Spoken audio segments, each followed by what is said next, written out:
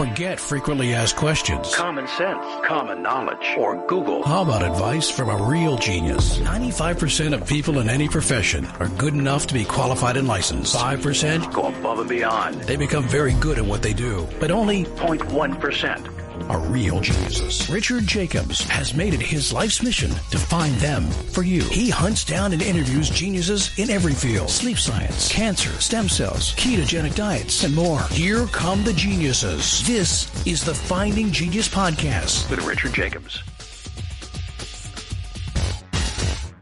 Quick note before we begin, the Finding Genius Foundation, as part of the Finding Genius podcast, has recently completed a book about understanding viruses. So the creation of this book was to interview 100 virologists, ask them a lot of deep, difficult questions, take the most difficult questions, and then re-interview the top 25 or so and ask them the hardest questions I could think of.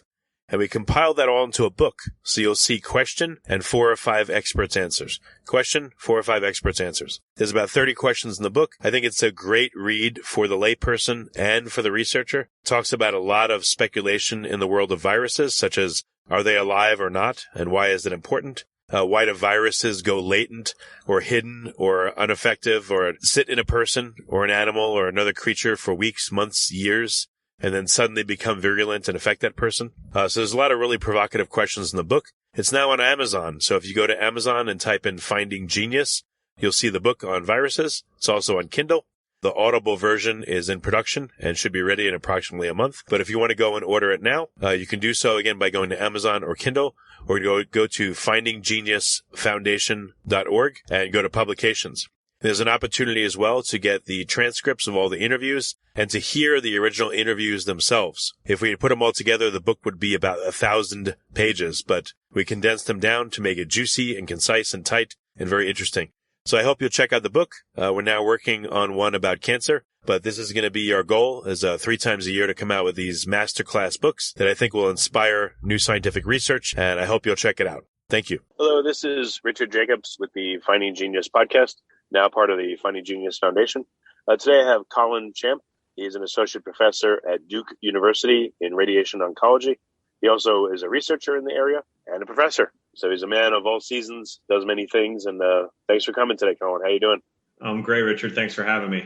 If you would, tell me about your different, your various work. So clinically, what do you do? Research, what are you looking at?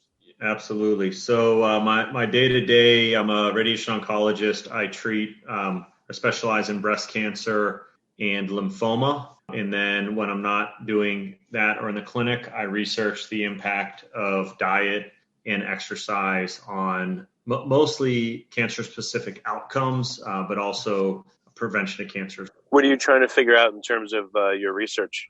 Yeah, great question. It's a bit all over the place. Well, my initial, in training and residency, I did some calorie restriction research, which I've really always been into diet and exercise, but in the cancer world, it really never had a part.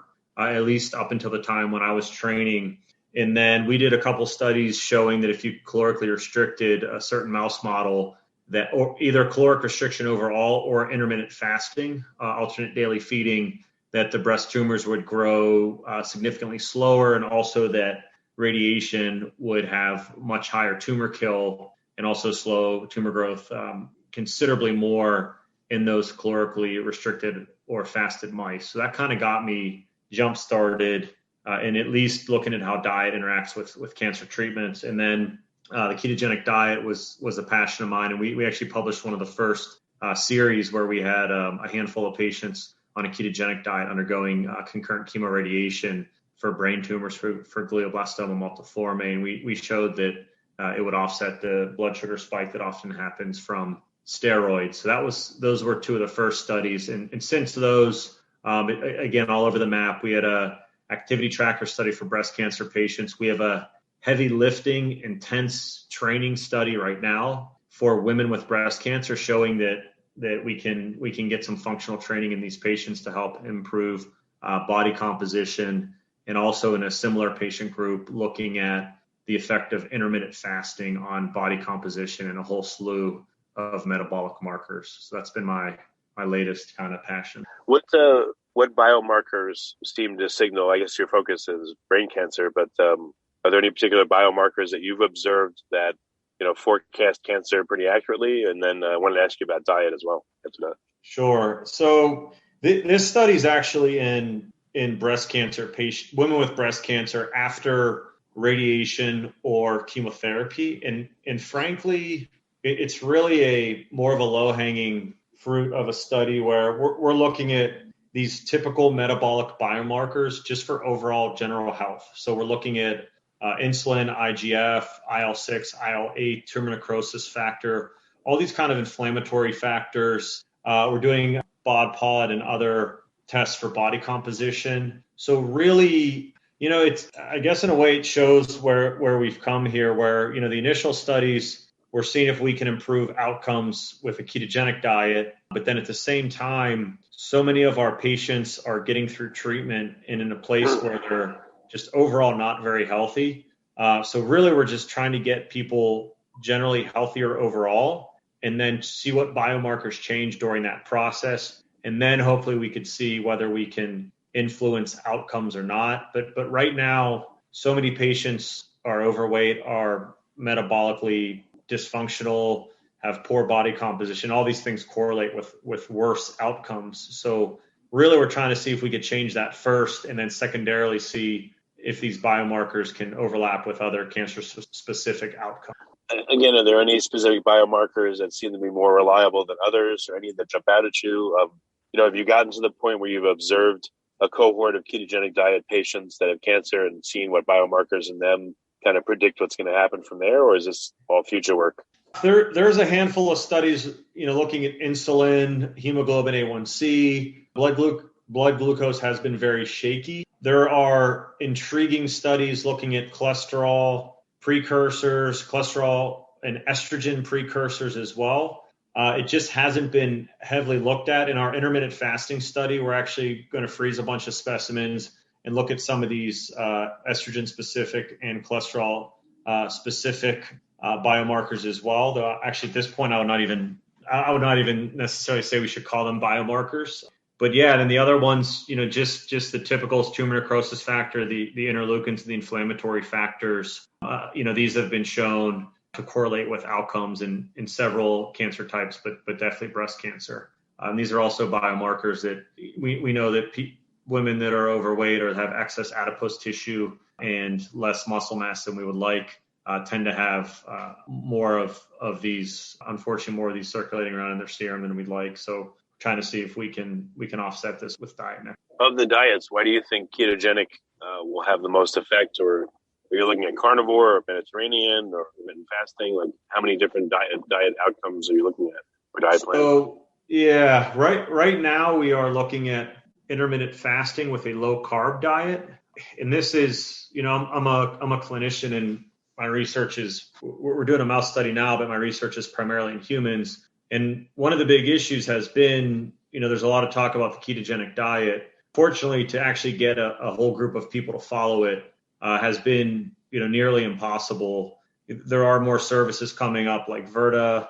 We're able to track ketones a little bit better now, but to run a large scale study on the ketogenic diet has just really been nearly impossible in humans. We're hoping that simply putting them on a low carb, high quality diet with intermittent fasting will achieve similar metabolic changes without having them to have to go, full ketogenic or something that's really going to cause a pronounced, not necessarily a drop in blood glucose, but a pronounced drop in insulin, along with some ketosis production. I think we can see the same thing through a low carb intermittent fasting diet that's much more tolerable for these women. But putting them on a ketogenic diet, putting them on a calorically restricted diet, it's really difficult.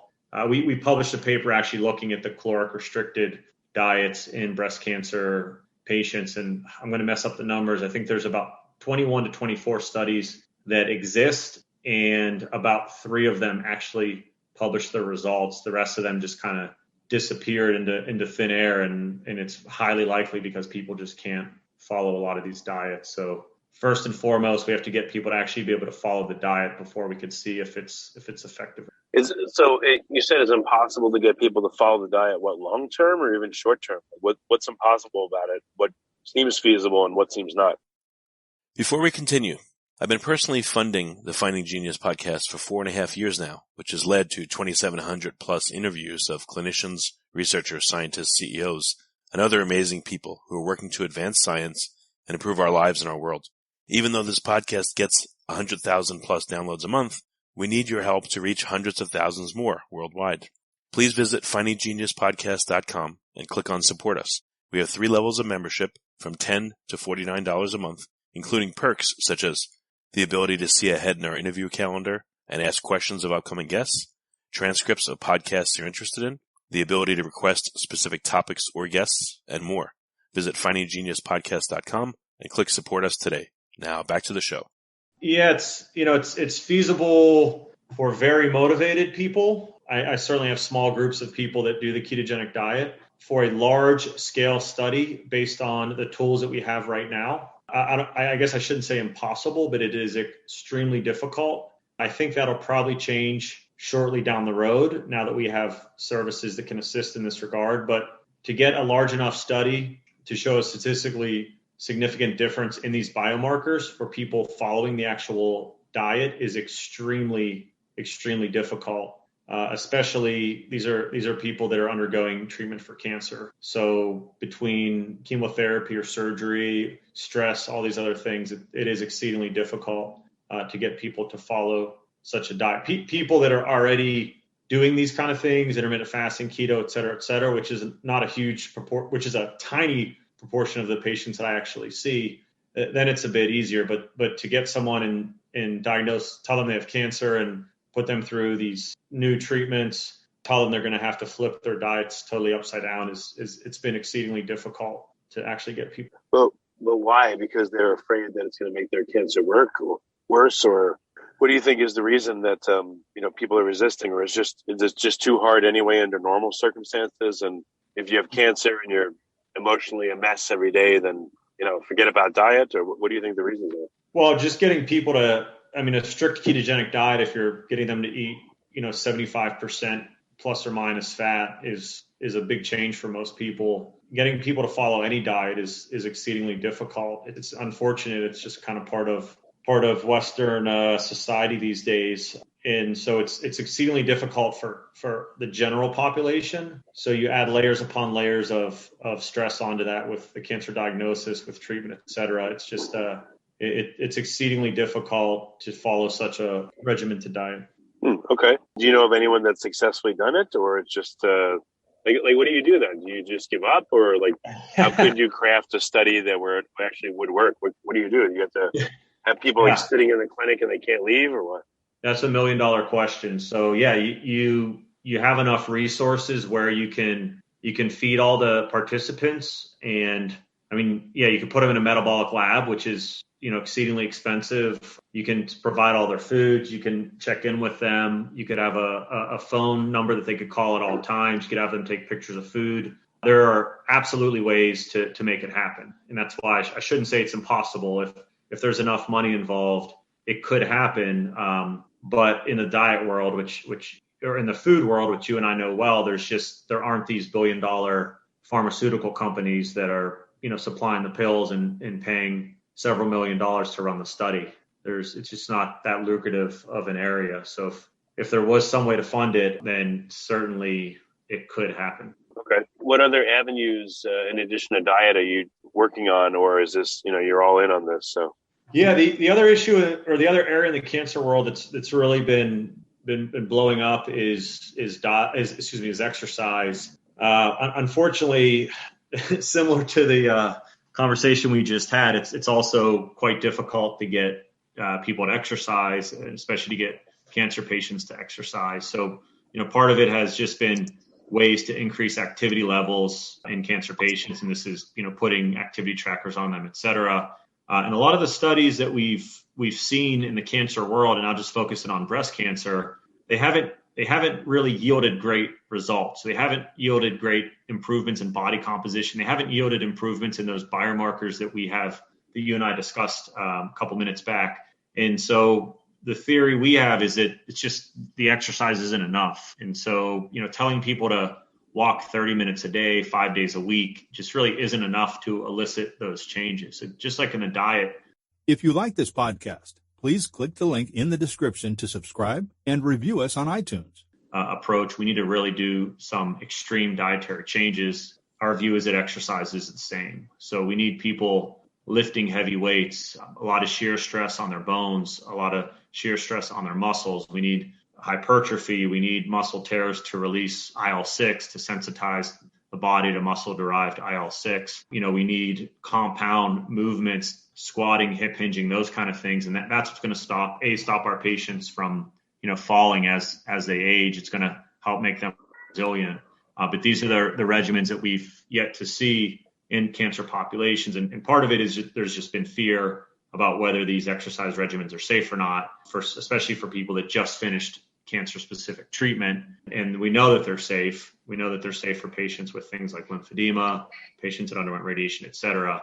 But there really have yet to be studies where they really pushed people to do intense workouts to yield those results that we would expect in a non-cancer population. If you go to a trainer or a CSCS and pay them a bunch of money to improve in all these ways, the workout that they're going to give you is dramatically different than the workouts we're putting these cancer. So we should not be expecting the same results based on that. And so the goal now is to start putting cancer patients through those workouts that we would, put the rest of the population.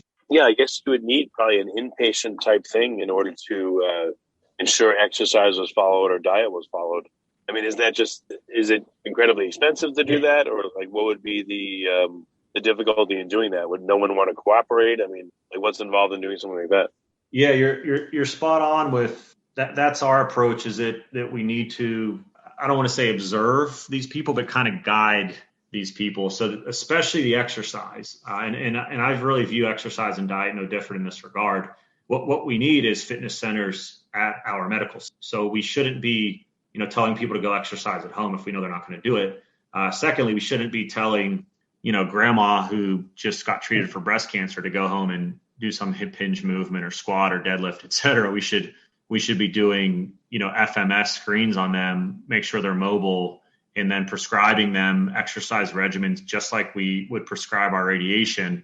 And we should have them come into our facility and then have someone observe them do it, both as motivational, but also to ensure that it's safe. And so from an exercise point of view, I think that's much easier. So in our study, we have them coming in 3 days a week. Well, we had them coming in 3 days a week. COVID pretty much destroyed that. But at Duke, we have a diet and fitness center where we have exercise physiologists that helped make the workout regimens. They observe the individuals doing the exercise regimens to make sure that they're doing them correct and safely. And that's the way we're going to get people to see these changes, not just send them home or tell them to walk. And to your point, the dietary changes it's going to have to be pretty similar. I'm not saying have them come in for every meal, but use home devices, whether it's Zoom or whatnot. But these patients just need to be checking in, or these people need to be checking in often to ensure that they're following things correctly. Are you able to compensate people, or do you have to compensate them? And would that help, or do you think that would just skew the results? Well, actually, there are some studies where they looked into that. Our thought, the great thing with the exercise study is they're kind of indirectly compensated, where we give them a free exercise regimen, using a state-of-the-art facility. So that's their compensation. And then, we're running the study on them and we're measuring things, et cetera. But a free 3 day a week regimen being observed by, top of the line exercise physiologists is pretty good compensation in my eyes. The food thing gets the food question gets a little more difficult. And I think that's where places have struggled. How do the people in the cohort feel? Have you or someone else talked to them? Even though I guess you could express the value, like, we're going to give you access to equipment and training and all that normally would be thousands of dollars, or just the public just can't get, in return for your participation. But have you told them that and they're like, oh, wow? Or do they just say, who cares? Like, what's the observation? Yeah, Same thing with the diet. There's a cohort of people, and I always call these like the Lululemon women that come in to see me for their consultations, coming straight from the gym. And any of these things, they're 100% in. The problem is those aren't necessarily the people that we need to change their behaviors or their activity levels. So it's really getting those other individuals in. And from an exercise point of view, it has been very attractive. From a dietary point of view, it's been a bit more difficult. But there's certainly a cohort of the population out there where you say, we're going to throw you in the bod pod. We're going to give you your body composition.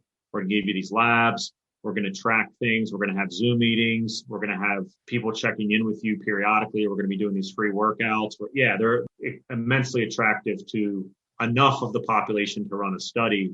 Unfortunately, not enough of the population to really turn the corner in health for a lot of these individuals. On the radiation oncology side, are you involved in any research, or since you work on that stuff, what what nuances or interesting things are to be known about radiation oncology? Sure. So we're doing most of our studies now on the radiation side of things are reducing the dose. So traditionally, radiation had to be given in very small doses, and that's every day, usually Monday through Friday, depending on the situation. And it's given in small doses because it gives the normal tissues time to recover from the DNA damage that happens to them. But the cancer cells don't necessarily recover as much as they should. So we used to give these very long, like 6 to 8 week courses where these patients would come in every day, Monday through Friday, for weeks on end with these small amounts of radiation. Well, now we have all these new technologies. One's called stereotactic body radiotherapy, stereotactic radiosurgery. We can implant radioactive seeds. And so what it does is it bypasses the normal tissues surrounding these areas. So for instance, the heart is a big one with breast cancer. If you're treating a left-sided breast cancer, the radiation fields used to just pass right through the heart and also in front of the heart, which is the left anterior descending artery. That's the one that oftentimes is clogged during a heart attack. So now we have technologies where we could spare these things. We have women take a deep breath in, it pulls the chest wall away from the heart. The machine turns on. When they breathe back out and the ribs move closer to the heart, the machine turns. We also have these techniques where radiation beams move around patients, shooting thousands of beams, focusing on one area. So we can get very high doses of radiation therapy to these small areas while sparing normal tissue around them. So it's actually a double-edged sword because my research started because we have so many interactions with these patients that I always thought it was a great time to get them to get on a better diet or start exercising during the 6 weeks of treatment.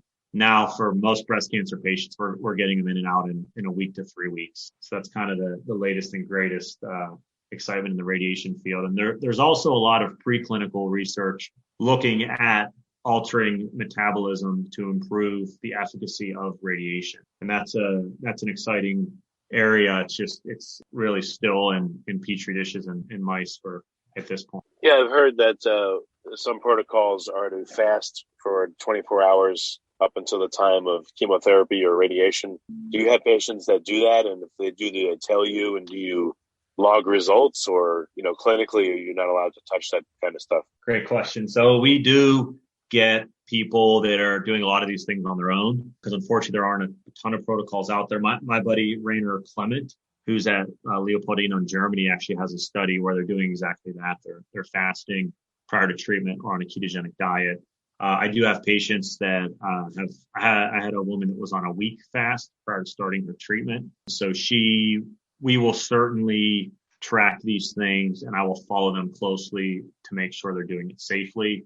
Knowing that we don't exactly know the effect. Some of the data from California looked at fasting before and after chemotherapy. That was up, I think it was up to 48 hours, and they reported lower side effects, so potentially improved outcomes if these were in small patient numbers. So that's another example of, I'm sure those were very motivated people that he reported on over there. And just like our ketogenic diet study that we reported on back in, I think, 2013, those were patients coming to us saying, we're going to do this ketogenic diet. We're already following it, or we're interested in following it. And we followed them very closely. We recorded everything, and that's why we reported that study. But that was, I think, 6 or 7 people, and it was immense amount of work. But now there are devices. There's some ketone breathalyzers that are work pretty darn well. So I'm excited to see when they get out and patients start using them to quantify their levels of ketosis or fasting. If this was the gold standard to fast, to be on a ketogenic diet, et cetera, for cancer patients, what percentage of them do you think would listen, comply? What's your guess? That is the $1 million question. I still think that I want to say pre 2019, I would have said 5 or 10%. Now that we have, and I'm an advisor to Virta, so that's my conflict before I say this. But now that we have companies like Virta Health out there that can track people and help them to do it, if we knew the ketogenic diet helped improve outcomes, I think companies like that would be part of the standard of care. And I think doctors would love to just send their patients to these companies and have them put them on these diets and track them. So I think with those resources, we could see it. I would see it hitting in the 70%. And that all being said, there are plenty of cancer treatments that work, systemic treatments, chemotherapy, et cetera, that we know work. They're just similar to that, just difficult for people to take. So everything has its difficulties when it comes to treating cancer. Yeah, but if 70% complied, that's a lot. You know what? Yeah, I mean, patients just have to find out about it themselves, or I guess that's the only way is to find out and to try it. But what percentage of patients do you guess are doing quote unquote everything right, or on ketogenic diet and fasting and all that? Can you tell? Very few patients. I used to run a clinic. I used to run a clinic that was strictly to discuss these types of things with patients. So it's kind of a cancer prevention clinic. And I would see people that would come from afar to discuss these things, but it was few and far between. And that all being said, we don't have great data in humans that there is benefit to any of these things except for weight loss and glucose control and lowering of insulin. And that's why my goal is to run those types of studies to show that it's safe, to show that it changes these things in a cancer population, and then stepwise increase them to start looking at cancer specific outcomes. So what do you think is going to be the way forward that has any chance of success? Where's it going to come from and how?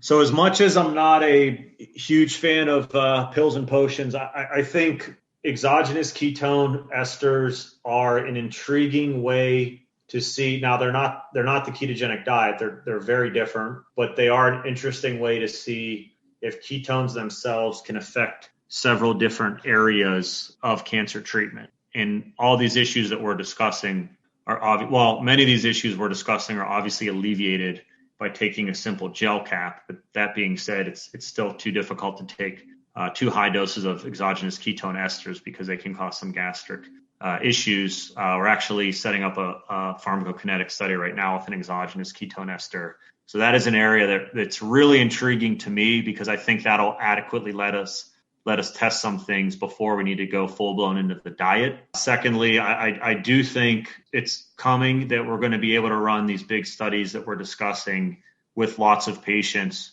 on the diet because they're going to be watched extremely closely and the failure rates are going to be much lower because of all the tracking. And so I'm excited to see that because we can start finally answering these questions. I mean, the ketogenic diet field is just full of mouse studies and mouse models that aren't at this point for various reasons translating well to humans. And there's just really been a lack of mouse to human studies. And so now we just get a bunch of review articles every week on ketogenic diets while the real studies that need to happen aren't happening. Is there any evidence you see, again, in the occasional patients that do follow these protocols, even though people say it's anecdotal? I mean, what do you see that informs you? Well, the initial, so I don't really treat brain cancer anymore. When I treated glioblastoma a lot more, and during my training, which was at an institution that really pulled in catchment of ketogenic diet patients glioblastoma patients from all around the East Coast. I saw a lot more of it because that's where the initial preclinical studies were. The initial mouse studies were in GBM. I saw a couple incredible results that, they're anecdotal, so I can't say what they were from, but I did see a recurrent GBM patient that was on a couple different metabolic therapies and the ketogenic diet that I lost touch with. And then her sister messaged me like 7 years later, which I don't know any recurrent GBM patient that has lived 7 years. So it's certainly an N=1, but happened to be on the diet and doing those things. So can't say what caused what, but it was certainly intriguing and just kind of an awesome story to know that she was still doing well. Oh, that's excellent.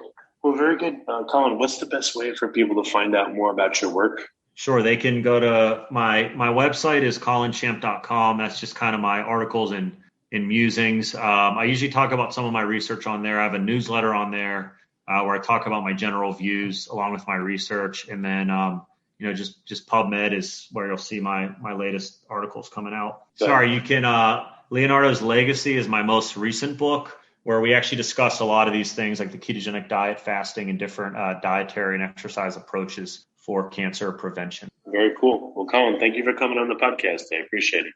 Thanks a lot for having me. Appreciate it as well.